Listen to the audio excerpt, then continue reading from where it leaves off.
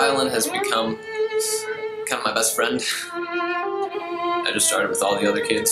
My mom was the one who really made me do it.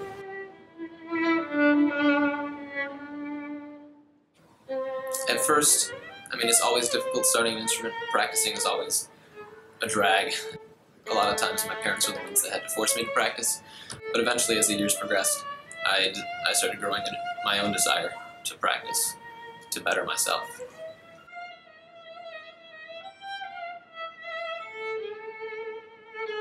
So very few people have been able to take the violin to levels of near perfection.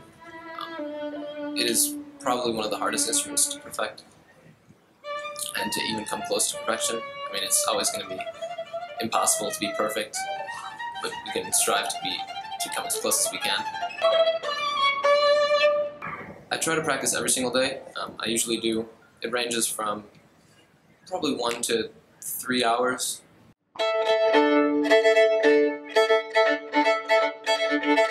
I usually begin a practice routine starting with scales and arpeggios, and then eventually moving on to my solo repertoire, and as well as orchestra music, since I'm involved in Prospect Chamber Orchestra.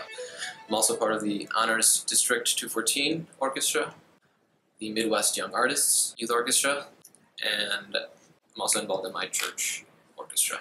As I look forward to my future, through whatever path I take, I want violin to be part of my life. I don't know whether or not I'll be playing in an orchestra or just playing in community groups, but now I'm really serious with practicing and really bettering myself so that I can have an edge, especially since I want to probably do it in college.